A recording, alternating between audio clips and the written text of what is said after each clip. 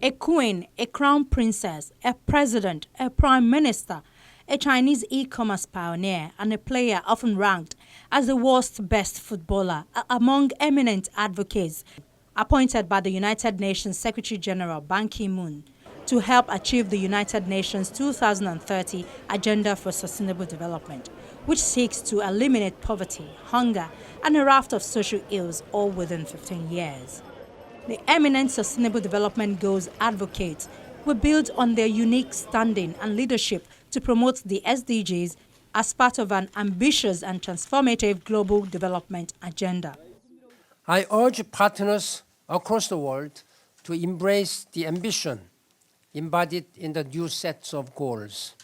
I look forward to working together to deliver on the unfinished MDG commitments, tackle inequality, and meet the new challenges that have emerged across the three dimensions of sustainable development: economic, social, and environmental. The MDGs achieved significant progress over the past 15 years, but persistent gaps in official development assistance and insufficient access to markets, affordable medicines, and new technologies have highlighted the need for a rejuvenation of the global partnership for development. Transition from the MDGs to the SDGs presents an opportunity to unlock resources for investment in education, health, equitable growth, and sustainable production and consumption. Recognizing the success of the MDGs, countries agreed in the future we want the outcome document of the UN Conference on Sustainable Development, also known as Rio+20 in 2012, to establish an open working group to develop a set of sustainable development goals for consideration and appropriate action.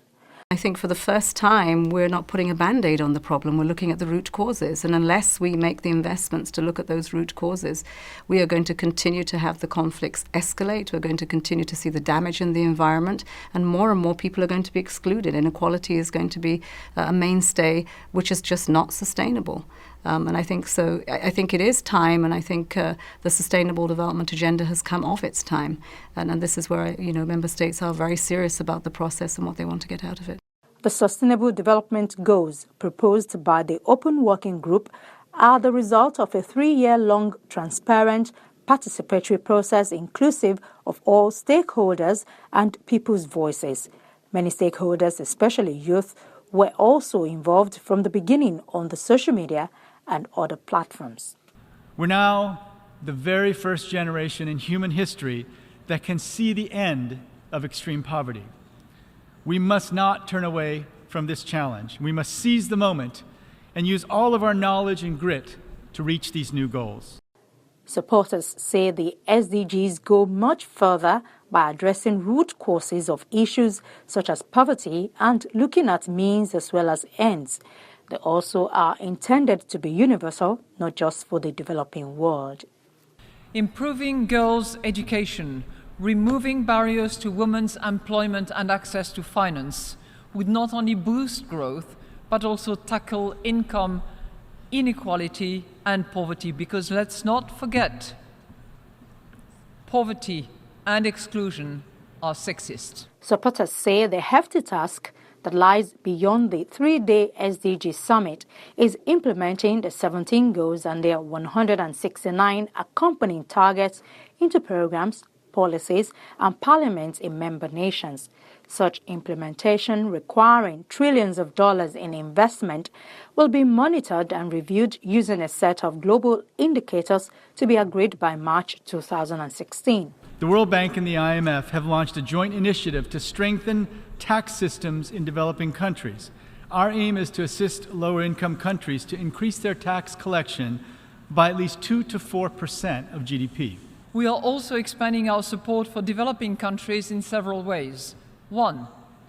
Poorest countries can now borrow 50% more from our interest-free facility. Second, we are strengthening our technical support to help countries boost domestic revenue mobilization to finance development spending. We're doing that together with the bank. 3, We are intensifying our support for fragile and conflict-afflicted states. And importantly, we're maintaining for the longer term the zero interest rate on our rapid credit facility loans.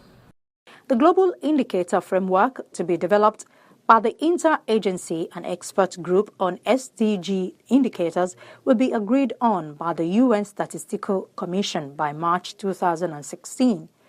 The moment in history where we are learning the lessons of the Millennium Development Goals and what we need to do to address existing challenges but new complexities in a universal agenda.